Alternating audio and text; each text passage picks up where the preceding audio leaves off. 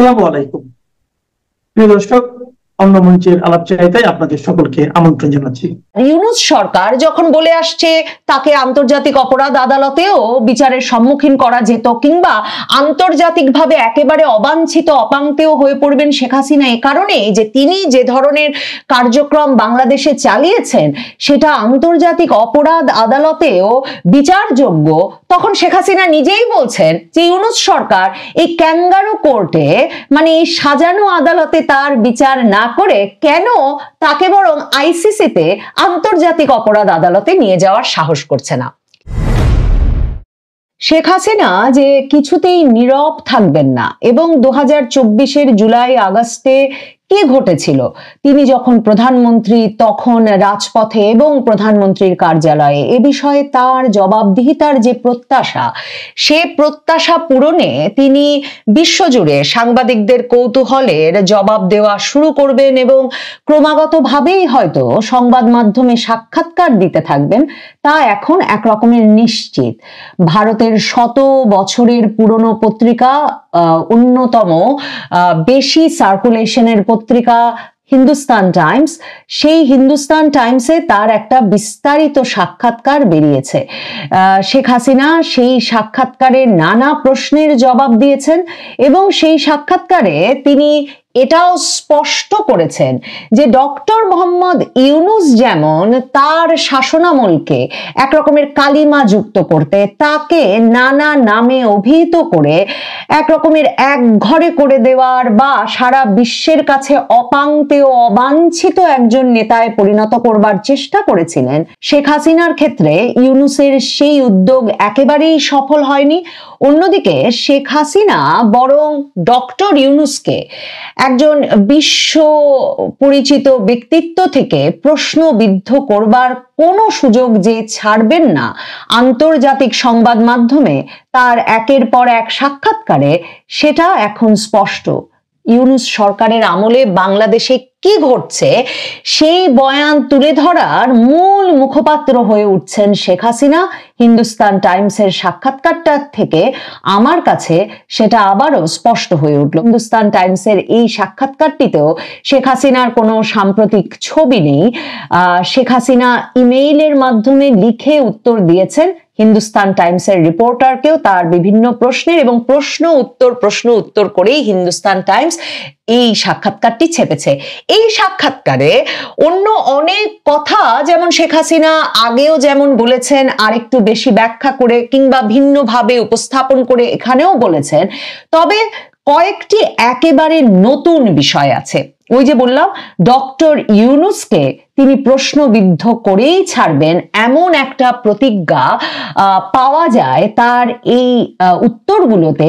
তার প্রমাণ হচ্ছে তিনি সরাসরি বলেছেন যে কোন ক্যাঙ্গারু কোর্টে তার রাজনৈতিক প্রতিপক্ষদের দ্বারা পরিচালিত প্রতিষ্ঠিত একটা অপরাধ আদালতে তার বিচার চলছে, এই নিয়ে শেখ হাসিনা একেবারেই বিচলিত নন। ওটা একটা অনেকগুলো ফোনি এভিডেন্স, মানে জালিয়াতির জাল সাক্ষ্য প্রমাণের ওপর ভিত্তি করে অভিযোগ আনা হয়েছে এবং তার বিচার চলছে। তিনি ডক্টর ইউনূস সরকারের প্রতি চ্যালেঞ্জ ছুড়ে দিয়ে বলেছেন এবং বলেছেন তিনি বারবার ডক্টর ইউনূস সরকারের প্রতি চ্যালেঞ্জ ছুড়ছেন যে তার এই বিচার প্রক্রিয়াকে কেন ইউনূস সরকার একটা আন্তর্জাতিক অপরাধ ট্রাইব্যুনালে, মানে জাতিসংঘের আইসিসিতে কেন নিয়ে যাচ্ছে না।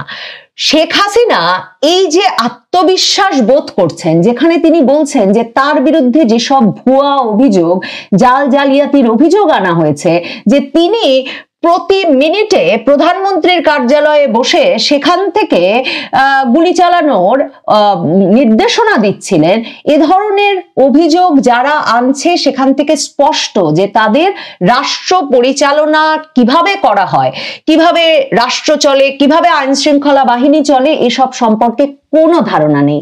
শেখ হাসিনা সুস্পষ্টভাবে বলেছেন যে কোনো সুস্পষ্ট সুনির্দিষ্ট প্রমাণ ইউনূস সরকার কিংবা ওই ক্যাঙ্গারু কোর্ট বাংলাদেশের আন্তর্জাতিক অপরাধ ট্রাইব্যুনাল হাজির করতে পারবে না, যেই প্রমাণে দেখা যাবে যে শেখ হাসিনা কোনোভাবে কোনো নিরাপত্তা বাহিনীকে জনতার উদ্দেশ্যে, বিক্ষোভকারীদের উদ্দেশ্যে গুলি চালানোর সরাসরি নির্দেশ দিয়েছেন। শেখ হাসিনা বলেছেন যে তার যেসব ফোন কনভারসেশন এখন নিয়ে আসা হয়েছে, প্রকাশ করা হয়েছে, তিনি গুলির অর্ডার দিয়েছেন, গুলি চালাতে নির্দেশ দিয়েছেন এমন অভিযোগ প্রমাণ করতে, সেগুলো আউট অফ কনটেক্সট, মানে কোন পরিস্থিতিতে কি বিষয়ে কথা হচ্ছিল সেগুলো বিবেচনা না করে কয়েক সেকেন্ডের কনভারসেশন প্রমাণ হিসাবে হাজির করা হয়েছে।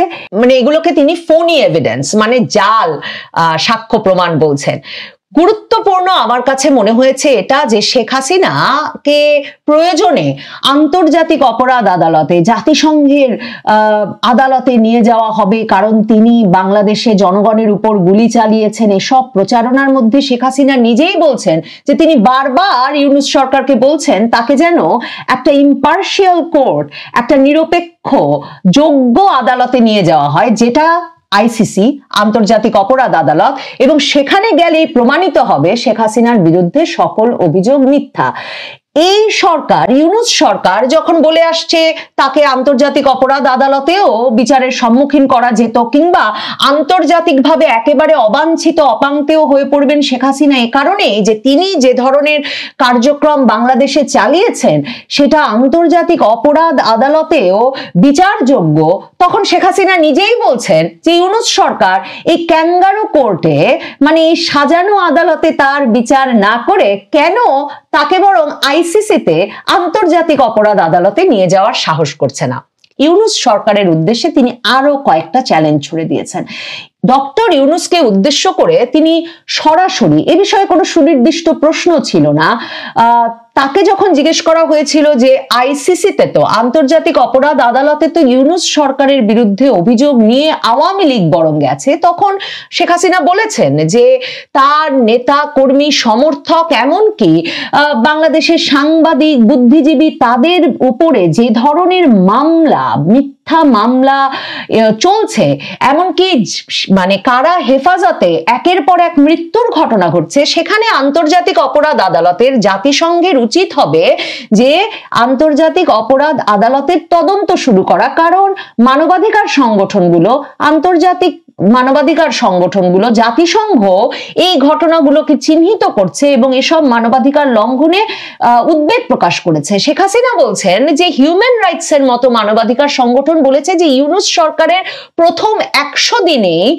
1000টি ভুয়া মামলা হয়েছে, যেখানে মানে নির্বিচারে আওয়ামী লীগ নেতা কর্মী সমর্থকদের বিরুদ্ধে মিথ্যা মামলা দায়ের করা হয়েছে। ওই প্রশ্নের উত্তর দিতে গিয়ে শেখ হাসিনা হঠাৎ প্রশ্ন করে বসেন যে এই যে ডক্টর ইউনূস, যিনি 6000 টাকা বেতনে গ্রামীণ ব্যাংকে চাকরি পেয়েছিলেন, সেই ডক্টর ইউনূস এই বিপুল বিশাল সম্পদ কি করে গড়ে তুললেন? শেখ হাসিনা জিজ্ঞেস করছেন যে 6000 টাকা বেতনের কর্মচারী ডক্টর ইউনূসের এখন কিভাবে বাংলাদেশের বিভিন্ন ব্যাংকের অ্যাকাউন্টে 5000 কোটি টাকা ফিক্সড ডিপোজিট, অর্থাৎ 5000 কোটি টাকার সঞ্চয় থাকে, সেই বিষয়টি নিয়ে তিনি প্রশ্ন তুলে বলেছেন যে ইউনূসের বিরুদ্ধে তো ট্যাক্স ইভেশনের মামলাও আছে, কর ফাঁকি দেওয়ার মামলাও আছে, এবং তখন মানে কি বিশাল বিপুল সম্পদ ডক্টর ইউনূসের নিশ্চয়ই আছে, সেটা আমাদেরও মনে পড়ে যায় যখন আমাদের মনে পড়ে যে ডক্টর ইউনূস ক্ষমতায় আসা মাত্র তিনি কিন্তু তার 666 কোটি টাকার কর মওকুফ করিয়ে নিলেন। মানে কত বিশাল বিপুল সম্পদ থাকলে 650 কোটি টাকার ওপরের কর মওকুফ করাতে হয়, এবং ডক্টর ইউনূস ক্ষমতায় এসেই কিন্তু এই ব্যবস্থা করেছেন যে তিনি সহ তার কোনো প্রতিষ্ঠানে আগামী 5 বছর কোনো কর দিতে হবে না। শেখ হাসিনা এই অভিযোগগুলো কিন্তু এই আন্তর্জাতিক সংবাদ মাধ্যমে ভারতের এই সর্বাধিক প্রচারিত ইংরেজি দৈনিকগুলোর একটিতে এই সুনির্দিষ্ট অভিযোগটি তুলে ধরলেন, এবং তিনি প্রশ্ন করেছেন যে কত বিশাল বিপুল সম্পদের মালিক তিনি হয়েছেন যে তিনি কি করে ক্লিন্টন ফাউন্ডেশন কিংবা হিলারি ক্লিন্টনের ক্যাম্পেইনে টাকা দিতে পারলেন, এত টাকা উনি পেলেন কোথায়? এই প্রশ্নের উত্তরটা শেখ হাসিনা সম্ভবত আগামী অনেক মাস বছর ধরে খুঁজতে থাকবেন। এবং আমার কাছে মনে হয়েছে যে এই যে যাকে সরিয়ে ডক্টর ইউনূস বসলেন এবং যার অত্যাচার নির্যাতন তারপর তাদের ভাষায় গণহত্যা এসবের বয়ান তারা বিভিন্ন জায়গায় তুলে ধরতে চাইলেন, এখন এই যে আন্তর্জাতিক সংবাদ মাধ্যমে উল্টো সেই সাবেক প্রধানমন্ত্রী শেখ হাসিনা চ্যালেঞ্জ ছুটছেন ডক্টর ইউনূসকে যে কেন একটা রাজনৈতিকভাবে উদ্দেশ্য প্রণোদিত আদালতে বিচার না করে তার বিচারটা তিনি আন্তর্জাতিক অপরাধ আদালতে নিয়ে যাচ্ছেন না। শেখ হাসিনা উল্টো নিজেরা যে আন্তর্জাতিক অপরাধ আদালতে ইউনূস সরকারের অত্যাচার নির্যাতনের খতিয়ান তুলে নিয়ে গেছেন, প্রতিশোধমূলক সহিংসতার খতিয়ান তুলে ধরেছেন, সে কথা বলছেন। এবং ডক্টর ইউনূস ব্যক্তিগতভাবে কি করে এত ধন সম্পদের মালিক হলেন সেই প্রশ্ন তুলেছেন। শেখ হাসিনার এই সাক্ষাৎকারটিতে তাকে জিজ্ঞেস করেছিলেন হিন্দুস্তান টাইমসের সাংবাদিক যে ডক্টর ইউনূস তো বলেন যে ভারতের সঙ্গে সম্পর্কটা পুরোপুরি নষ্ট হয়ে গেছে কারণ ভারত আপনাকে আশ্রয় দিয়েছে। শেখ হাসিনা সরাসরি বলেন যে তাকে আশ্রয় দেওয়ার সঙ্গে ডক্টর ইউনূসের সঙ্গে কিংবা বাংলাদেশের সঙ্গে ভারতের সম্পর্কটা খারাপ হয়ে যাওয়ার কোনো সম্পর্ক নাই। ভারতের সঙ্গে ডক্টর ইউনূস সরকার বাংলাদেশের সম্পর্কটা খারাপ করেছে তার ক্যাওটিক ভায়োলেন্ট পররাষ্ট্রনীতির মাধ্যমে, মানে বিশৃঙ্খল সহিংস এক্সট্রিমিস্ট চরম পন্থা দ্বারা প্রভাবিত একটা পররাষ্ট্র নীতির মাধ্যমে ভারত বাংলাদেশের সম্পর্কটা খারাপ করা হয়েছে। শেখ হাসিনা এই সাক্ষাৎকারে স্পষ্টত বলেছেন যে বাংলাদেশের প্রসপারিটি, উন্নয়ন এবং নিরাপত্তার জন্য ভারত বাংলাদেশের সম্পর্কটা ভালো থাকা অত্যন্ত জরুরি এবং ভারত এখনো এবং আগেও সবসময় বাংলাদেশের প্রধান মিত্র, মানে মোস্ট ইম্পর্টেন্ট অ্যালাই ছিল। এবং শেখ হাসিনা বলছেন যে তিনি মনে করেন না যে বাংলাদেশের সাধারণ মানুষ ভারতের সঙ্গে সম্পর্কটা যে এত খারাপ করে ফেলা হয়েছে সেটাকে ভালো চোখে দেখে। শেখ হাসিনা ব্যক্তিগতভাবে তিনি বলেছেন এই সাক্ষাৎকারে, এটাও নিজে থেকে বলেছেন যে তিনি ব্যক্তিগতভাবে ধন্যবাদ জানাতে চান ভারতের জনগণকে তাকে একটা নিরাপদ আশ্রয় দেবার জন্যে।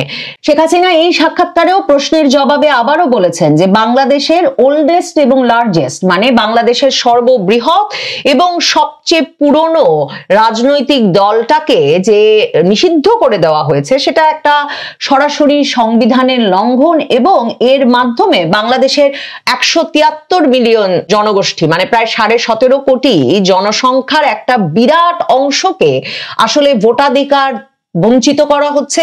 এবং তারা যদি তাদের পছন্দের পার্টিকে ভোট দিতে না পারে, অর্থাৎ আওয়ামী লীগকে ভোট দিতে না পারে, তাহলে বাংলাদেশ সত্যিকার অর্থেই একটা সকল জনগণের মতামত নিয়ে একটা সরকার প্রতিষ্ঠার সুযোগটা এবারও হারাবে। এবং তিনি এই কথার উত্তর দিতে গিয়েও আবার মনে করিয়েছেন যে বর্তমানে বাংলাদেশে যে সরকার, ইউনূস সরকার, সেই সরকার আনডেমোক্রেটিক, অগণতান্ত্রিক এবং সেই সরকার আনইলেক্টেড, অনির্বাচিত।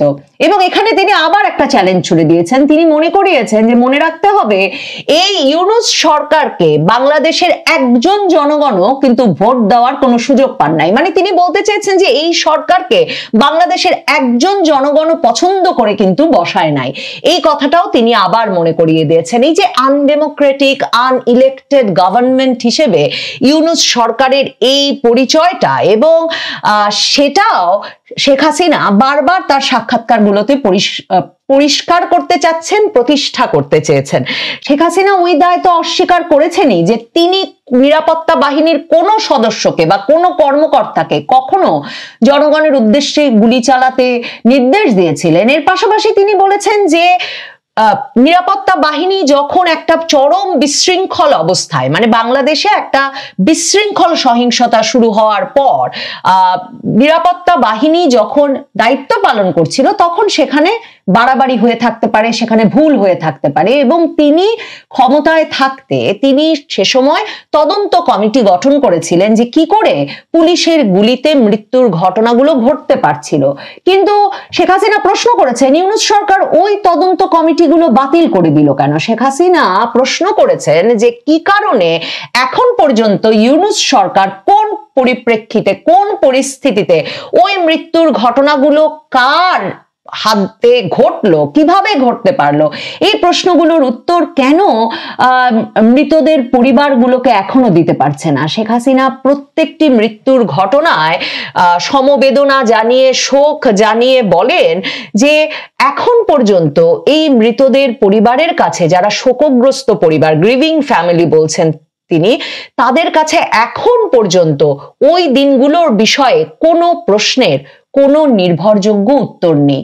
আমার মনে হয় শেখ হাসিনা এটাও একটা গুরুতর চ্যালেঞ্জ ছুড়ে দিয়েছেন ইউনূস সরকারের দিকে, যে এই যে তারা মানে একরকমের, শেখ হাসিনাও বলছেন যে একটা ইনভেক্টিভ এবং লুরিড অ্যাকিউজেশন এগেইনস্ট মাই গভর্নমেন্ট, মানে একটা ঢালাও বানোয়াট অভিযোগ শেখ হাসিনার সরকারের ওপর চাপিয়ে দিয়ে সেই সময়ের পরিস্থিতি একরকমের বর্ণনা করবার ইউনূস সরকার চেষ্টা করলেও সেটাতে আওয়ামী লীগ রাজনৈতিক শক্তি হিসেবে ক্ষতিগ্রস্ত হয়েছে, কিন্তু এর সাথে শেখ হাসিনা বলছেন but have little relationship with the factual truth.